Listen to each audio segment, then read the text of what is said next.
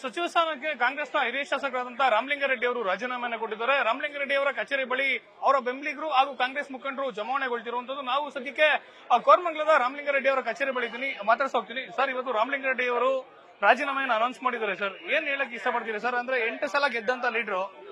ಹೌದು, ಇದು ಭಾರಿ ಅನ್ಯಾಯ ಮಾಡಿದ್ದಾರೆ. ಇದು ಆಕ್ಚುಲಿ ರಾಮಲಿಂಗಾರೆಡ್ಡಿ ಅವರಿಗೆ ಈ ತರ ಅನ್ಯಾಯ ಮಾಡಿರೋದು ಯಾರು ಸಹಿಸುವಂತದಲ್ಲ.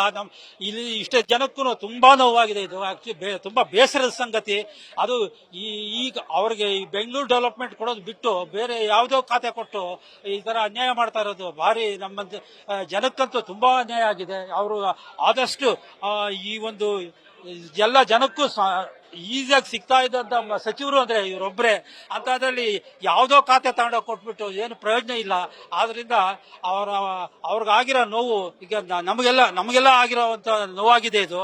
ಅದರಿಂದ ಆದಷ್ಟು ಇದನ್ನ ಸೆಟ್ರೈಟ್ ಮಾಡಿಕೊಟ್ರೆ ಈ ಸರ್ಕಾರ ಉಳಿಯುತ್ತೆ. ಇಲ್ಲಾಂದ್ರೆ ಈ ನೆಕ್ಸ್ಟ್ ಇದರ ಒಂದು ಎಫೆಕ್ಟ್ ನ ಇವನ್ ನಮ್ಮ GBA ಎಲೆಕ್ಷನ್ ಅಲ್ಲೇ ಕಾಣಿಸುತ್ತೆ. ಈ ಒಂದು ಇವ್ರು ಕೊಟ್ರೆ 100% ಕಾಂಗ್ರೆಸ್ ಗೆಲ್ಲೋ ಚಾನ್ಸಸ್ ಇದೆ. ಈಗ ಕೊಡದಿರ ಇದು ಮಾಡೋದ್ರಿಂದ ಸಾಕಷ್ಟು ಹೊಡೆತ ಅಂತ ಕಟ್ಟಿಟ್ಟ ಬುತ್ತಿ ಇದು. ಸರ್, ಹಿಂದೆ ಕೂಡ ನಾನು ಯಾವುದೇ ಖಾತೆಯನ್ನ ಕೇಳಿರಲಿಲ್ಲ. DK ಸುರೇಶ್ ಅವರೇ ಕರೆದು ಮಾತಾಡಿದ್ರು. ಸ್ವತಃ DK ಶಿವಕುಮಾರ್ ಮನೆಗೆ ಬಂದು ಮಾತಾಡಿದ್ರು. ನಾನು ಮುಖ್ಯಮಂತ್ರಿ ಆದ್ಮೇಲೆ ನಿಮಗೆ ಬೆಂಗಳೂರು ಉಸ್ತುವಾರಿಯನ್ನು ಕೊಡ್ತೀನಿ ಅಂತೇಳಿ. ಇವತ್ತು ಎಲ್ಲ ಒಂದ್ ಕಡೆ ಕೊಟ್ಟು ಮಾತನ್ನು ತಪ್ಪಿದಾರ ಅಂತೇಳಿ DK ಸುರೇಶ್ ಆಗಿರ್ಬೋದು, ಶಿವಕುಮಾರ್ ಅವರು ಆಗಿರ್ಬೋದು. ಹೌದು, ನಿಜವಾಗೂ ಇವ್ರಿಗೆ ಆಶ್ವಾಸನೆ ಕೊಟ್ಬಿಟ್ಟು ಇವತ್ತು ದಿವಸ ಅನ್ಯಾಯ ಮಾಡಿರೋದು ಇದು ಆಕ್ಚುಲಿ ಯಾರು ಸಹಿಸುವಂತದಲ್ಲ ಇದು. ಸರ್, 38 ವರ್ಷದಿಂದ ಶಾಸಕರಾಗಿದ್ದಂತ ರಾಮಲಿಂಗಾರೆಡ್ಡಿ ಅವರು 53 ವರ್ಷದಿಂದ ನಾನು ಕಾಂಗ್ರೆಸ್ ನಲ್ಲಿ ಇದ್ದೀನಿ ಅಂತೇಳಿ ಇವತ್ತು ತುಂಬಾ ನೊಂದ್ಕೊಂಡು ರಾಜೀನಾಮೆ ಕೊಟ್ಟರು. ಸರ್, ತಾವು ನೋಡಿದಂತ ರಾಮಲಿಂಗಾರೆಡ್ಡಿ ಅವ್ರನ್ನ ಏನ್ ಹೇಳ್ತೀರಿ ಸರ್? ಸರ್, ಇವರೊಂದು ಪ್ರಭಾವಿ ರಾಜಕಾರಣಿಗರು, ದ ಮೋಸ್ಟ್ ಆಕ್ಸೆಸಿಬಲ್ ಪರ್ಸನ್. ಯಾರು ಬಂದ್ರು ಸಾಮಾನ್ಯ ಜನರಿಗೆ ದಿವಸ ಜನಗಳು ಭೇಟಿ ಮಾಡ್ತಾ ಇದ್ದವರು, ಜನ ಕುಂದುಕೊರತೆ ಕೊರಿತಾರಂತ ಇವರಂತ ಮೋಸ್ಟ್ ಆಕ್ಸೆಸಿಬಲ್ ಪರ್ಸನ್ ಇನ್ನೊಬ್ರಿಲ್ಲ ನಮ್ಮ ಬ್ಯಾಂಗ್ಳೂರು MLA ಪೈಕಿ. ಹಂಗಾಗ್ಬಿಟ್ಟು ನಾವು ಇಷ್ಟು ವರ್ಷದಿಂದ ಕೋರಮಂಗಲದಲ್ಲಿ ಇದ್ದೀವಿ. ತುಂಬಾ ಜನಗಳಿಗೆ ತುಂಬಾ ಸ್ಪಂದಿಸಿಕೊಂಡು ಜನಗಳಿಗಿರೋ ಪ್ರಾಬ್ಲಮ್ಗಳೆಲ್ಲ ಸಾಲ್ವ್ ಮಾಡ್ತಾ ಇದ್ರು. Accessible on the spot decision ತಗೊಂತಾ ಇದ್ರು. ಹಂಗಾಗ್ಬಿಟ್ಟು ಇವರಿಗೆ ಬ್ಯಾಂಗ್ಳೂರ್ ಸಿಟಿ ಡೆವಲಪ್ಮೆಂಟ್ ಕೊಟ್ಟಿದ್ರೆ ತುಂಬಾ ಚೆನ್ನಾಗಿರ್ತಾ ಇತ್ತು. ಯಾಕಂದ್ರೆ ಅವ್ರಿಗೆಲ್ಲ ಬ್ಯಾಂಗ್ಳೂರ್ ಎಲ್ಲ ಕಡೆ ಓಡಾಡಿ, ಬ್ಯಾಂಗ್ಳೂರೆಲ್ಲ ಅಡ್ಡದಿಡ್ಡ ಎಲ್ಲ ಓಡಾಡಿ ಗೊತ್ತಿದೆ. ಅವರಿಗೆ ಚೆನ್ನಾಗಿ ಕೆಲಸ ಮಾಡ್ತಾ ಇದ್ರು. ಲಾಸ್ಟ್ ಟೈಮ್ 2023 ಅಲ್ಲೇನೆ ಸುರೇಶ್ ಅವರೆಲ್ಲ ಅವ್ರ ಮನೆಗೆ ಬಂದ್ಬಿಟ್ಟು ಪ್ರಾಮಿಸ್ ಮಾಡಿದ್ರು, ನೆಕ್ಸ್ಟ್ ಟೈಮ್ ನಿಮಗೆ ರಿವ್ಯಾಂಪಲ್ಲಿ ಮಿನಿಸ್ಟರ್ ಸಿಟಿ ಡೆವಲಪ್ಮೆಂಟ್ ಕೊಡ್ತೀನಿ ಅಂತಂದು. ಆದ್ರೂ ಇವರು ಅದೇ ಹೋಪ್ಸ್ ಅಲ್ಲಿ ಇದ್ದಿದ್ರು. 3 ದಿವಸ ಮೊದಲವರೆಗೂ ಕ್ಯಾಬಿನೆಟ್ ಎಕ್ಸ್ಪೆನ್ಷನ್ ಕೊಡೋ ಟೈಮಿಂದ ಅದೇ ಹೇಳ್ತಾ ಇದ್ರು. ಸಡನ್ ಆಗಿ ಇವಾಗ ಡಿಸಪಾಯಿಂಟ್ ಮಾಡೋ ತರ ಬೇರೆ ಪೋಸ್ಟ್ ಕೊಟ್ಟಿದ್ದಾರೆ. ಅವರು ಇರಿಗೇಷನ್ ಕೊಟ್ಟರೆ ಅದು ಇರಿಗೇಷನ್ ಜಲಸಂಪನ್ನ ಅನ್ಬೋದು ಎಲ್ಲ ಕಡೆ ಲಾಂಗ್ ಓಡಾಡಬೇಕು. ಅವ್ರಿಗೆ ಆ ಲೈನ್ ಕನೆಕ್ಷನ್ಸ್ ಇಲ್ಲ. ಅದಕ್ಕೋಸ್ಕರ ಅವ್ರ ಆತ್ಮಸಾಕ್ಷಿಗೆ ಅವರಿಗೆ ನೋವಾಗಿ ಅವ್ರ ಆತ್ಮಸಾಕ್ಷಿಗೆ ಪರ್ಮಿಷನ್ ಇಲ್ದಿರ ಅವರು ರಿಸೈನ್ ಮಾಡಿದ್ದಾರೆ. ಸರ್, ಕಾಂಗ್ರೆಸ್ ಸರ್ಕಾರದಲ್ಲಿ ಸಿದ್ದರಾಮಯ್ಯ ಅವರು ಕೊಟ್ಟ ಮಾತಂತೆ ಅಧಿಕಾರ ಬಿಟ್ಕೊಟ್ಟಿದ್ದಾರೆ. ಎಲ್ಲ ಒಂದ್ ಕಡೆ ಇವ್ರಿಗೆ ಕೊಟ್ಟ ಮಾತನ್ನು ತಪ್ಪಿದ್ದಾರೆ ಅಂತನಾ? ಹೌದು ಸರ್, DK ಶಿವಕುಮಾರ್ ಅವರು ಕೊಟ್ಟ ಮಾತನ್ನು ನಿಂತ್ಕೊಂಡಿರ್ಲಿಲ್ಲ. DK ಶಿವಕುಮಾರ್ ಸುರೇಶ್ ಅವರು ಹೋದ್ಸತಿ 2023 ಅವ್ರ ಮನೆಗೆ ಬಂದು ಟಿಫನ್ ಮಾಡಿ ಕಾಫಿ ಕುಡಿದು ಎಲ್ಲ ಹೇಳ್ಬಿಟ್ಟು ಹೋಗು ಸಂತಾನ ಮಾಡಿಸಿ ಲಾಸ್ಟ್ ಟೈಮ್. ಆದ್ರೆ ಅವ್ರು ಮಾತ್ರ DK ಶಿವಕುಮಾರ್ ಅವ್ರು ಮಾತ್ರ ಅದು ಕೊಟ್ಟ ಮಾತು ನಡ್ಕೊಬೇಕು, ಅದು ಇವ್ರು ಮಾತ್ರ ನಡ್ಕೊಬಾರ್ದು ಅನ್ನೋದು ತುಂಬಾ ಅನ್ಯಾಯ ಆಗ್ತಾ ಇದೆ. ಇದು ಡಬಲ್ ಸೈಡೆಡ್ ಎಡ್ಜ್ ಪಾಲಿಟಿಕ್ಸ್ ಆಗ್ತಾ ಇದೆ. ಇಂಥ ಸೀನಿಯರ್ ಲೀಡರ್ಗೆ ಈ ತರ ಮೋಸ ಮಾಡಿರೋದು ತುಂಬಾ ಖಂಡನೀಯ ಸರ್. ನಾವೆಲ್ಲನೂ ಅನ್ಯಾಯ ಆಗಿದೆ ಸರ್ ನಮ್ಗೆಲ್ಲ. ಇದಿಷ್ಟು ರಾಮಲಿಂಗಾರೆಡ್ಡಿ ಅವರ ಆಪ್ತರು ಹಾಗೂ ಸ್ಥಳೀಯ ಕಾಂಗ್ರೆಸ್ ಮುಖಂಡರುಗಳು ಹೇಳ್ತಿರುವಂತಹ ಮಾತು. ಈ ಹಿಂದೆ ಕಾಂಗ್ರೆಸ್ ಸರ್ಕಾರ ಬಂದಂತ ಸಂದರ್ಭದಲ್ಲಿ ಖುದ್ದು DK ಸುರೇಶ್ ಹಾಗೂ DK ಶಿವಕುಮಾರ್ ಅವರು ರಾಮಲಿಂಗಾರೆಡ್ಡಿ ಅವರ ಮನೆಗೆ ಬಂದು ಅವರನ್ನ ಮನವೊಲಿಸುವಂತ ಕೆಲಸವನ್ನ ಮಾಡಿದ್ರು. ಮುಂದೆ ನಾನು ಮುಖ್ಯಮಂತ್ರಿ ಆದಂತ ಸಂದರ್ಭದಲ್ಲಿ ನಿಮ್ಗೆ ಬೆಂಗಳೂರು ಉಸ್ತುವಾರಿಯನ್ನ ಕೊಡ್ತೀನಿ ಅಂತೇಳಿ ಖುದ್ದು DK ಶಿವಕುಮಾರ್ ಹಾಗೂ ಸುರೇಶ್ ಹೇಳಿದ್ರು ಅಂತೇಳಿ ರಾಮಲಿಂಗಾರೆಡ್ಡಿ ಅವರ ಬೆಂಬಲಿಗರು ಆಪ್ತರು ಒಂದ್ ಕಡೆ ಹೇಳ್ತಾರೆ. ಮತ್ತೊಂದ್ ಕಡೆ ಖುದ್ದು ಇದೇ ವಿಚಾರವನ್ನ ರಾಮಲಿಂಗಾರೆಡ್ಡಿ ಅವರು ಕೂಡ ಪತ್ರಿಕಾಗೋಷ್ಠಿಯಲ್ಲಿ ಹೇಳಿರುವಂತದ್ದು. ಸದ್ಯಕ್ಕೆ ರಾಜೀನಾಮೆಯನ್ನ ಸಲ್ಲಿಸಿದ್ದೀನಿ, ಆತ್ಮಸಾಕ್ಷಿಗೆ ವಿರುದ್ಧವಾಗಿ ಕೆಲಸ ಮಾಡ್ಲಿಕ್ಕೆ ಇಷ್ಟ ಇಲ್ಲ, ಹೀಗಾಗಿ ನನ್ನ ರಾಜೀನಾಮೆಯನ್ನ ನಾನು ಕೊಟ್ಟಿದ್ದೀನಿ. ನೇರವಾಗಿ ಹೋಗಿ ರಾಜೀನಾಮೆಯನ್ನ ಕೊಡ್ಲಿಕ್ಕೆ ನನ್ಗೆ ಇಷ್ಟ ಇಲ್ಲ, ಹೀಗಾಗಿ ನನ್ನ ಆಪ್ತರ ಮೂಲಕವಾಗಿ ಪ್ರಿನ್ಸಿಪಲ್ ಸೆಕ್ರೆಟರಿ ಆಗಿರುವಂತಹ ತುಷಾರ್ ಗಿರಿನಾಥ್ ಅವರಿಗೆ ನನ್ನ ರಾಜೀನಾಮೆಯನ್ನ ಕಳ್ಸಿಕೊಡ್ತಿದ್ದೀನಿ ಅನ್ನೋ ಮಾತನ್ನ ರಾಮಲಿಂಗಾರೆಡ್ಡಿ ಅವರು ಹೇಳ್ತಿದ್ದಾರೆ. ಮತ್ತೊಂದ್ ಕಡೆ ರಾಮಲಿಂಗಾರೆಡ್ಡಿ ಅವರ ಕಚೇರಿ ಏನಿದೆ, ರಾಮಲಿಂಗಾರೆಡ್ಡಿ ಅವರ ಕೋರಮಂಗಲದ ಕಚೇರಿ ಬಳಿ ಅವರ ಆಪ್ತರು ಕಾಂಗ್ರೆಸ್ ಮುಖಂಡರು ಎಲ್ಲರೂ ಕೂಡ ಜಮಾವಣೆಗೊಳ್ತಿರುವಂತದ್ದು. ಯಾವುದೇ ಕಾರಣಕ್ಕೂ ಕೂಡ ರಾಮಲಿಂಗಾರೆಡ್ಡಿ ಅವರು ರಾಜೀನಾಮೆಯನ್ನ ಕೊಡಬಾರದು. ಕಳೆದ 8 ಸಲದಿಂದಲೂ ಕೂಡ ಒಮ್ಮೆ ಕೂಡ ಸೋಲದೆ ಸತತವಾಗಿ ಗೆಲುವನ್ನ ಕಂಡುಕೊಂಡಂತ ನಮ್ಮ ನಾಯಕರು ಯಾವುದೇ ಕೂಡ ರಾಜೀನಾಮೆಯನ್ನ ಕೊಡಬಾರದು. ಸುಮಾರು 38 ವರ್ಷಗಳಿಂದ ಶಾಸಕರಾಗಿ ಕೆಲಸವನ್ನು ರಾಮಲಿಂಗಾರೆಡ್ಡಿ ಅವರು ನಿರ್ವಹಿಸಿದ್ದಾರೆ. ಹೈಕಮಾಂಡ್ ಕೊಟ್ಟ ಮಾತಂತೆ ನಡ್ಕೊಳ್ಬೇಕು.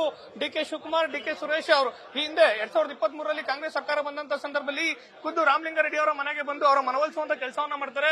ನಿಮ್ಗೆ DK ಶಿವಕುಮಾರ್ ಆದಂತ ನಾನು 2.5 ವರ್ಷಗಳ ನಂತರದಲ್ಲಿ ಮುಖ್ಯಮಂತ್ರಿ ಆದಂತ ಸಂದರ್ಭದಲ್ಲಿ ಬೆಂಗಳೂರು ಉಸ್ತುವಾರಿಯನ್ನ ಕೊಡ್ತೀನಿ ಅನ್ನೋ ಮಾತನ್ನ ಹೇಳಿದ್ರು. ಆದ್ರೆ ಸದ್ಯಕ್ಕೆ ಕೊಟ್ಟ ಮಾತಂತೆ ನಡ್ಕೊಂಡಿಲ್ಲ. ಹಿಂದೆ ನಾನು ಸಾರಿಗೆ ಇಲಾಖೆಯಲ್ಲಿ ಕರ್ತವ್ಯವನ್ನು ನಿರ್ವಹಿಸಿದ್ದೀನಿ, ಮತ್ತೆ ಅದೇ ಖಾತೆಯನ್ನ ಕೊಟ್ಟಿದ್ದಾರೆ. ಹೀಗಾಗಿ ಆತ್ಮಸಾಕ್ಷಿಗೆ ವಿರುದ್ಧವಾಗಿ ಕೆಲಸವನ್ನ ಮಾಡ್ಲಿಕ್ಕೆ ನನ್ಗೆ ಇಷ್ಟ ಇಲ್ಲ, ಹೀಗಾಗಿ ರಾಜೀನಾಮೆನ ಸಲ್ಲಿಸಿ ನನ್ನ ಮಾತನ್ನ ರಾಮಲಿಂಗಾರೆಡ್ಡಿ ಅವರು ಹೇಳ್ತಿದ್ರೆ. ಮತ್ತೊಂದ್ ಕಡೆ ಅವರ ಅಪಾರ ಸಂಖ್ಯೆಯಲ್ಲಿ ಕಾರ್ಯಕರ್ತರು ಅಭಿಮಾನಿಗಳು ಬರ್ತಿದ್ರೆ, ಮಾತಾಡ್ತಾ ಹೋಗೋಣ. ಎಲ್ಲರೂ ಕೂಡ ಹೇಳ್ತಿದ್ರೆ, ಏನ್ ಹೇಳ್ತೀರಿ? ರಾಮಲಿಂಗಾರೆಡ್ಡಿ ಅವರು ರಿಸೈನ್ ಅನೌನ್ಸ್ ಮಾಡಿದ್ದಾರೆ. ಸರ್, ರಾಮಲಿಂಗಾರೆಡ್ಡಿ ಸಾಹೇಬರು ಮೊದಲನೇದಾಗಿ ಹೇಳ್ತೀನಿ, ಅವ್ರ ವ್ಯಕ್ತಿತ್ವದ ಬಗ್ಗೆ, ಜನರ ಸಂಪರ್ಕಕ್ಕೆ ನಿಲ್ಲುವಂತ ಏಕೈಕ ಶಾಸಕರು ಸಚಿವರು ಅಂದ್ರೆ ರಾಮಲಿಂಗಾರೆಡ್ಡಿ ಅವರು. ಸದರಿ 8 ಸಾರಿ ಅವರು ಶಾಸಕರಾಗಿ ಆಯ್ಕೆಯಾಗಿದ್ರೆ ಕರ್ನಾಟಕ ಕಾಂಗ್ರೆಸ್ನಲ್ಲಿ 8 ಬಾರಿ ಕಾಂಗ್ರೆಸ್ ಚಿಹ್ನೆಯಲ್ಲಿ ಆಯ್ಕೆಯಾದಂತ ಏಕೈಕ ಶಾಸಕರು ರಾಮಲಿಂಗಾರೆಡ್ಡಿ ಸಾಹೇಬರು. ಜನರ ಸಂಪರ್ಕಕ್ಕೆ ನಿಲ್ಲುವಂತ ಏಕೈಕ ಶಾಸಕರು. ಯಾಕಂದ್ರೆ 40 ವರ್ಷಗಳ ಸುದೀರ್ಘ ರಾಜಕೀಯ ಜೀವನವನ್ನು ಅವರು ಕೇವಲ ರಾಜಕೀಯವಾಗಿ ಬಳಸ್ಕೊಂಡಿದ್ರೆ ಇಷ್ಟೊತ್ತಿಗೆ ಅವರು ಮುಖ್ಯಮಂತ್ರಿ ಆಗಬೇಕಾಗಿತ್ತು. ಜನರ ಅಭಿವೃದ್ಧಿಗಾಗಿ, ಜನರ ಒಂದು ಕ್ಷೇತ್ರಕ್ಕಾಗಿ ಮಾಡ್ಕೊಂಡಂತ 40 ವರ್ಷಗಳ ರಾಜಕೀಯ ಜೀವನವನ್ನ ಕೇವಲ ಅವರ ಅಭಿವೃದ್ಧಿಗೆ ಮಾತ್ರ ಬಳಸ್ಕೊಂಡಂತ ಹಿರಿಯ ರಾಜಕಾರಣಿ. ಆದ್ರಿಂದ ಅವರ ರಾಜಕೀಯ ಅನುಭವವನ್ನ ಮುಂದಿನ ಜಿಪಿ ಎಲೆಕ್ಷನ್ಗಳಿಗೆ ಬಳಕೆ ಮಾಡಿಕೊಂಡು ಅಂತ ನಾಯಕನಿಗೆ ಯಾವುದೇ ಕಾರಣಕ್ಕೆ ಸ್ವಾಭಿಮಾನಕ್ಕೆ ಧಕ್ಕೆ ಬರದೆ, ಅವಮಾನ ಮಾಡದೆ, ಒಂದು ಕಾಂಗ್ರೆಸ್ ಕಟ್ಟಾಳು 8 ಸಾರಿ ಶಾಸಕರಿಗೆ ನಾವು ಅವಕಾಶ ಕೊಡಬೇಕಂತ ಈ ಮೂಲಕ ಎಲ್ಲ ಬೆಂಬಲಿಗರ ಪರವಾಗಿ, ಈ ಕ್ಷೇತ್ರದ ಪರವಾಗಿ, ಇಡೀ ರಾಜ್ಯದ ಪರವಾಗಿ, ಅಭಿಮಾನಿಗಳ ಪರವಾಗಿ ಕೇಳ್ಕೊಳ್ತಾ ಇದ್ದೀನಿ. ಆತ್ಮಸಾಕ್ಷಿಗೆ ವಿರುದ್ಧವಾಗಿ ಕೆಲಸ ಮಾಡ್ಲಿಕ್ಕೆ ನನ್ಗೆ ಇಷ್ಟ ಇಲ್ಲ ಅಂತೇಳಿ ರಾಜೀನಾಮೆ ಪತ್ರದಲ್ಲಿ ಸ್ವತಃ ಉಲ್ಲೇಖ ಮಾಡಿದ್ದಾರೆ ರಾಮಲಿಂಗಾರೆಡ್ಡಿ ಅವರು. ಇವತ್ತು ಅವ್ರ ಆತ್ಮಸಾಕ್ಷಿಗೆ ನೋವಾಗುವಂತ ಕೆಲಸ ಕಾಂಗ್ರೆಸ್ ಪಕ್ಷದಲ್ಲಿ ಏನಾಗಿದೆ ಅಂತ ಸರ್? ಆತ್ಮಸಾಕ್ಷಿಗೆ ಅಂದ್ರೆ ಮಾತನ್ನು ಕೊಟ್ಟಿ ಮಾತನ್ನು ತಪ್ಪಿದ ಕಾಂಗ್ರೆಸ್ ಸರ್ಕಾರ. ಇವತ್ತು ಡಿ ಕೆ ಶಿವಕುಮಾರ್ ಅವರಿಗೆ ಸಾಕಷ್ಟು ಬಲಗೈಯಾಗಿ ಕೆಲಸ ಮಾಡಿದಂತವರು, ಮತ್ತೆ ಡಿ ಕೆ ಸಿದ್ದರಾಮಯ್ಯರು ಕೂಡ ಸಾಕಷ್ಟು ಅವ್ರ ಗೌರವಕ್ಕೆ ತಕ್ಕಂತೆ 3 ವರ್ಷಗಳ ಕಾಲ ಕೆಲಸ ಮಾಡಿದಂತವರು. ಸುಮಾರು 35 ವರ್ಷಗಳಿಂದನೂ ಕೂಡ ಸತತವಾಗಿ ಮಂತ್ರಿಗಳಾಗಿ 5 ಬಾರಿ ಮಂತ್ರಿಗಳ ಕೆಲಸ ಮಾಡಿದಂತವರು. ಯಾವುದೇ ವಿಧವಾದ ಕಳಂಕ ರಹಿತ ಕೆಲಸ ಮಾಡಿದಂತವರು. ಹೋಮ್ ಮಿನಿಸ್ಟರ್ ಆಗಿದ್ದಾಗ ಕೂಡ ಅವ್ರು ಯಾವುದೇ ಗನ್ಮೇನ್ ಕೂಡ ಇಟ್ಕೊಂಡಿರಲಿಲ್ಲ. ಅಷ್ಟು ಸರಳತೆಗೆ ಹೆಸರಂದ್ರೆ ರಾಮಲಿಂಗಾರೆಡ್ಡಿ ಅವರು. ಇವತ್ತು ಕಾಂಗ್ರೆಸ್ ಪಕ್ಷದಲ್ಲಿ ರಾಮಲಿಂಗಾರೆಡ್ಡಿ ಇದ್ದಾರೆ ಅಂತ ಹೇಳಿದ್ರೆ ಅದೊಂದು ಗೌರವ. ಸರ್, ಜನಸಾಮಾನ್ಯರು ಮಾತಾಡ್ಕೊಳ್ಳೋದು ಸರ್, ಸಾಮಾನ್ಯವಾಗಿ ಒಬ್ಬ ಲೀಡರ್ ಅಂದ್ರೆ 4 ಜನ ಪಿಎಗಳು ಇರ್ತಾರೆ, ಒಂದು 10 ಜನ ಗನ್ಮ್ಯಾನ್ಗಳು ಇರ್ತಾರೆ, ಬಾಡಿಗಳು ಇರ್ತಾರೆ. ರಾಮಲಿಂಗಾರೆಡ್ಡಿ ಅವರಿಗೆ ಫೋನ್ ಮಾಡಿದ್ರೆ ರಿಟರ್ನ್ ಫೋನ್ ಮಾಡಿ ನಿಮ್ ಕಷ್ಟ ಕೇಳ್ತಾರೆ ಅಂತಾರೆ. ಈ ದೇಶದಲ್ಲಿ, ಈ ರಾಜ್ಯ ಅಲ್ಲ ಇಡೀ ದೇಶದಲ್ಲೇ ಕೂಡ ಆ ತರ ಒಂದು ಸರಳತೆ ಒಂದು ವ್ಯಕ್ತಿ ಯಾವ್ದಾರು ಒಂದು ಫೋನ್ ಪಿಎಗಳು ಎತ್ಕೊಳ್ತಾರೆ, ಇಲ್ಲ ಯಾರೋ ಬಿಸಿನಲ್ಲಿ ಇದ್ದಾರೆ, ಮೀಟಿಂಗ್ ಅಲ್ಲಿ ಇದ್ದಾರೆ, ಪ್ರೆಸ್ ಮೀಟ್ ಮಾಡ್ತಾರೆ ಅಂತ ಮಂತ್ರಿಗಳು ಸಹಜ ಅದು. ಆದ್ರೆ ರಾಮಲಿಂಗಾರೆಡ್ಡಿ ಅವರು ರಿಟರ್ನ್ ಯಾವ್ದಾರು ಪ್ರೆಸ್ ಮೀಟ್ ಇದ್ರು ಕೂಡ ರಿಟರ್ನ್ ಫೋನ್ ಮಾಡಿ ಇಮಿಡಿಯೇಟ್ಲಿ ಮಾತಾಡೋಂತ ವ್ಯಕ್ತಿ ಯಾರಾದ್ರೂ ಈ ಒಂದು ರಾಜ್ಯದಲ್ಲಿ ಇದ್ದಾರೆ ಅಂದ್ರೆ ಅದು ರಾಮಲಿಂಗಾರೆಡ್ಡಿ ಅವರು.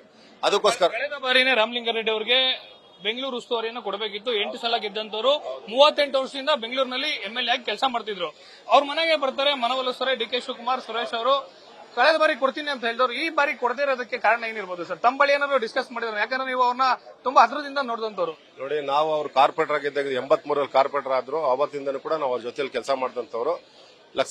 ಜಯನಗರದಲ್ಲಿ 4 ಬಾರಿ, ಬಿಟಿಎಂ ಅಲ್ಲಿ 4 ಬಾರಿ, 8 ಬಾರಿ ಆಗಿ, ಲಕ್ಷಂದ್ರಲ್ಲಿ 1 ಬಾರಿ ಕಾರ್ಪೊರೇಟರ್ ಆಗಿ ಕೆಲಸ ಮಾಡಿದಂತವ್ರು.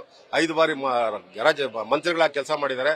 ಜೊತೆಯಲ್ಲಿ ಪ್ರತಿದಿನವೂ ಕೂಡ ಅವರ ಕಚೇರಿಯಲ್ಲಿ ಕೆಲಸ ಮಾಡ್ಕೊಂಡ್ ಬರ್ತಾ ಇರೋಂಥವ್ರು. ಅವರ ಏನ್ ನಡವಳಿಕೆ, ಅವರ ಸ್ವಭಾವ, ಅವರ ಆಕ್ಟಿವಿಟೀಸ್, ಅವ್ರ ಜನಕ್ಕೆ ದಿನಚರಿ ಪ್ರತಿಯೊಂದು ಕೂಡ ಬಹಳ ಹತ್ತಿರದಿಂದ ನಾವೆಲ್ಲ ಪ್ರತಿದಿನ ನೋಡ್ಕೊಂಡ್ ಬರ್ತಾ ಇರೋಂಥವ್ರು.